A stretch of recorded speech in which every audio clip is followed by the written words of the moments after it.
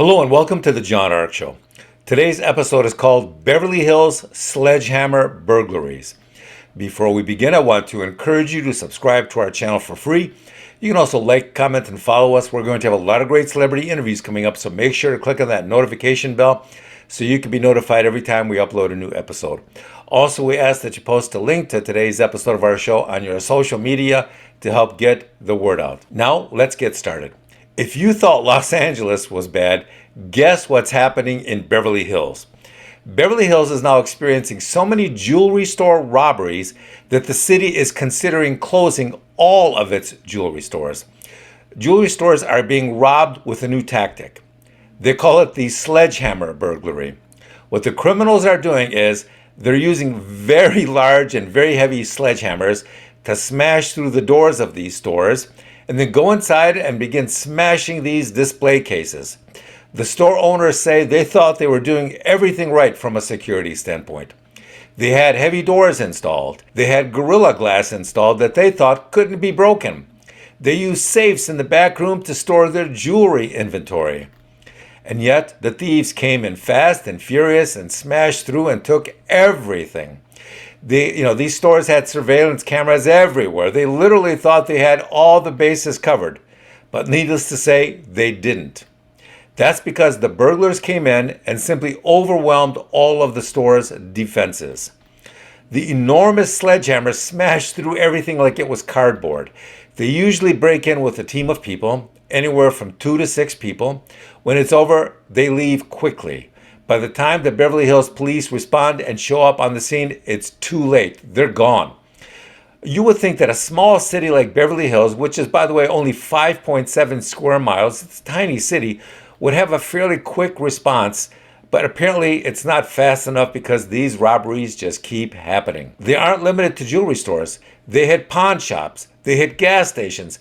They hit a lot of cash businesses, and they hit them hard and they hit them fast. The one thing they have in common is that they're really quick. Some take us as little as 60 seconds. Some take 2 or 3 minutes.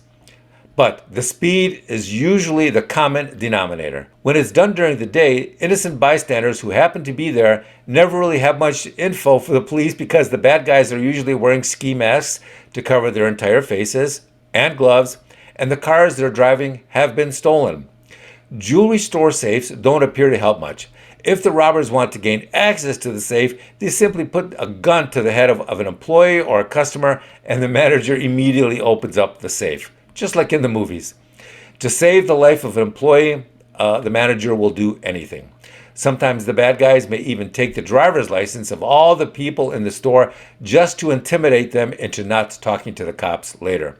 Most people will just think that these are jewelry stores and they have insurance and they can afford to lose the money. It's no big deal, right?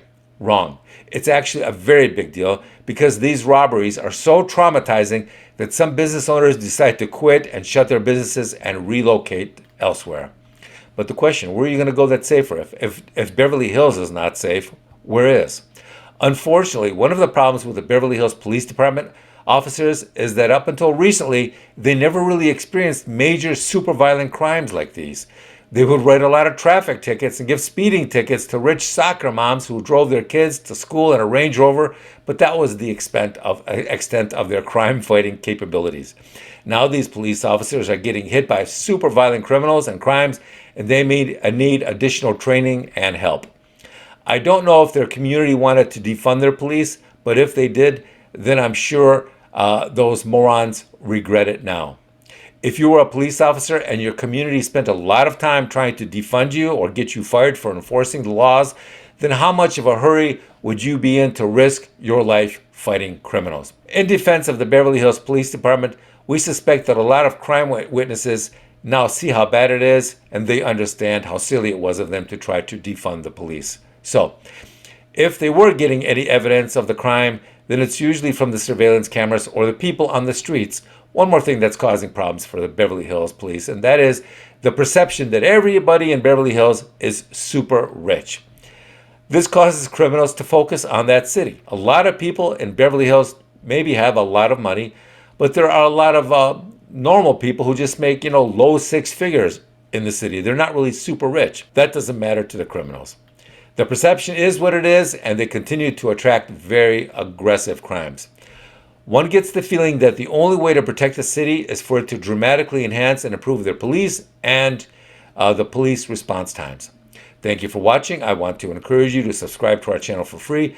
You can also like, comment, and follow us. We're going to have a lot of great celebrity interviews coming up, so make sure to click on the notification bell so you can be notified every time we upload a new episode. Also, we ask that you post a link to today's episode on all your social media to help get the word out. Thank you, and we shall see you soon. Bye-bye.